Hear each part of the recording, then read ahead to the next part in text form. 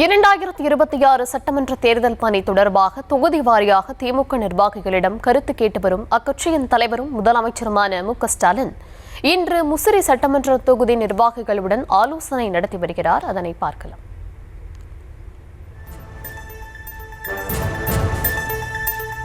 ஏற்கனவே 18 தொகுதி நிர்வாகிகளுடன் சந்திப்பு நடந்த நிலையில் திமுக நிர்வாகிகளுடன் முதலமைச்சர் 1-to-1 ஆலோசனையில் ஈடுபடுகிறார். இந்த நிலையில் இன்றும் அவர் ஆலோசனையில் ஈடுபட்டிருக்கிறார். விவரங்களை தர இருக்கிறார் பாரிகார்த்திக். விவரங்களை வழங்கலாம்.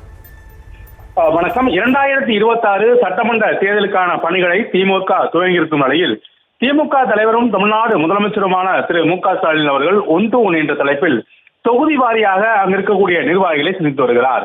மண்டல பொறுப்பாளர், மாவட்ட செயலாளர், ஒன்றிய கழக செயலாளர், பகுதி செயலாளர் வரை தொகுதி ஒருவருக்கு கிட்டத்தட்ட 10 பேர் வீதம் முதலமைச்சர்கள் தனித்தனியே சந்தித்து வருகிறார். அப்போது அங்க இருக்கக்கூடிய உள்கட்சி பிரச்சனைகளை உடனடியாக சரி செய்து 2026 சட்டமன்ற தேர்தலில் 200 தொகுதி இலக்கு என்ற கழகப்பணி ஆற்ற வேண்டும் என்றும் அவர்களுக்கு அறிவுரை கூறி அனுப்புகிறார். அது மட்டுமல்லாமல் தொடர்ச்சியாக அரசினுடைய சாதனை திட்டங்களை பொதுமக்களுக்கு கொண்டு செல்லும் வகையில் பல்வேறு விஷயங்கள் தொடர்ச்சியாக துண்டு பிரச்சாரம் உள்ளிட்டங்களை நேரடியாக பொதுமக்களும் சேர்க்க வேண்டும் என்றும் கூறி வருகிறார்.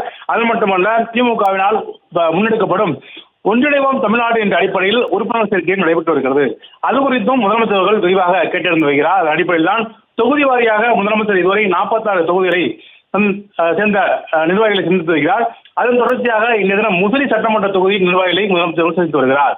அப்போது பல்வேறு விஷயங்கள், அதாவது அங்கு இருக்கக்கூடிய உள்கட்சி பிரச்சனைகளை உடனடியாக சரி செய்ய வேண்டும் என்றும் அவர்களுக்கு தேவையானதை உடனடியாக செய்து தர வேண்டும் என்றும் மக்களின் குரலை கேட்டு அதை உடனடியாக அதிகாரி மூலமாக கலந்து பேசி சரி செய்ய வேண்டும் என்றும் அங்கு இருக்கக்கூடிய சட்டமன்ற உறுப்பினர்களுக்கும் உத்தரவிடுகிறார். அதன் அடிப்படையில் இன்றைய தினம் முசிறி சட்டமன்ற தொகுதிக்கு உட்பட்ட நிர்வாகிகளை முதலமைச்சர் அவர்கள் அறிவாலயத்தில் சந்தித்து பேசி வருகிறார்.